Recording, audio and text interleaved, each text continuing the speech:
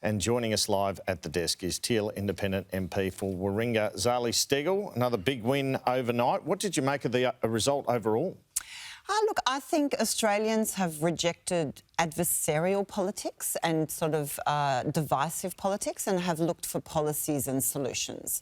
I think where it was about identity politics, I think there was a pretty profound rejection. I know from my experience on the ground I went to 27 booths yesterday during the day, and overwhelmingly the message I got from voters was they really rejected the fear and smear campaign, so the negative, we had billboards and signs and plaster stuff, and they really reject that. I mean, you say that, but the Albanese campaign was full of that, and he romped it in. So is that quite accurate? Well, look, I'm sure in seats where Labor were fighting hard, they probably do. I mean, overwhelmingly the message I got, truth in political advertising is what people want to see. In our seats, around Warringah, I've got to say, people hate the negative stuff. And that has been a proposal that Don Farrell's bringing forward amongst many others, isn't it?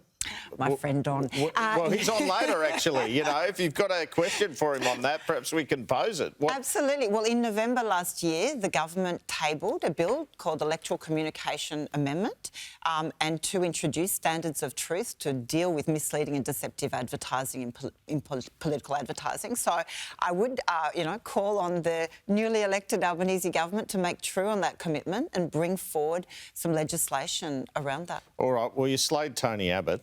Now we see Peter Dutton lose his seat. Do you see any similarities? Look, I think that was a tough night for Peter Dutton, but I think the people in Dickson have looked at options. I think Ellie Smith ran a phenomenal campaign as a first-time round independent there. I think she played a significant part in that result as well. And I think it's a reminder at the end of the day, there's no such thing as a safe seat. Every seat has to be fought with the community. You have to have your community on board to stay in Parliament. Well, I have to confess, one of the reasons I had you on, apart from wanting your good company and your opinion of things, Zali, is I thought you might be a kingmaker today.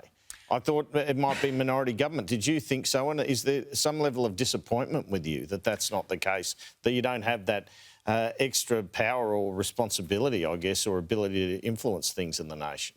Well, look, I've been in Parliament for 2 terms now, and each time it's been a majority government, and yet we've still managed to change the discussion, build the social licence and space for change, and push major parties to policy outcomes that are important to my community. So, whilst, sure, it would have been a different scenario if there was a failure to reach majority in itself, as an independent, I'm not about power, I'm actually about policies and people. So for me, that was always going to be my focus. And I know a lot of people focus on the idea of minority government, but New South Wales has a minority government. We've had one under Perrottet, we've had one under Minns, and it works very well. So I think maybe the obsession with that needs to shift to looking at policies and getting things done. Something that we do as a profession is often talk about, the backdrop to events like this and results like this. And one of the things that has dominated a lot of coverage and discussion is Donald Trump. I want to know, in your seat, is this something that has reverberated with your constituents? And do you think it played into the result that we saw last night, the volatility on the markets, people seeing their superannuation fall by $50,000, $100,000?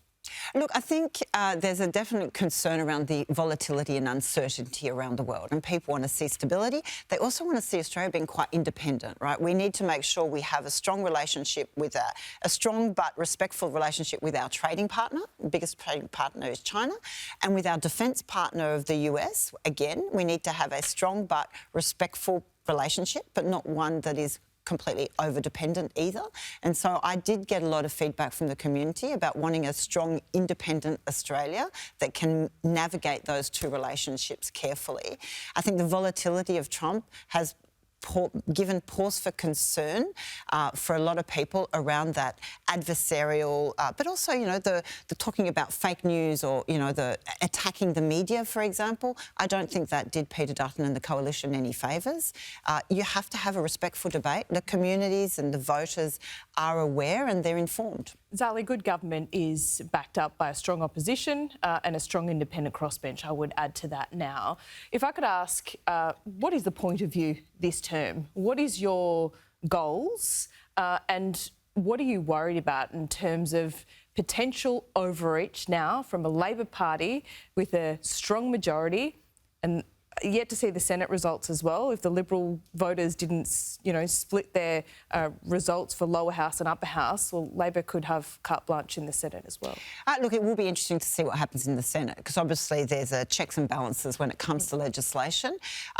Yes, I'm sure there will be a level of confidence from the Albanese government and the Prime Minister around what they can do. But I think last night's result also endorsed community independence around positive politics, around policy. And you look at the comparison of the independents versus the Greens. The independents have done much better. We have navigated a much more, I would say, solutions-based, collaborative approach to policies.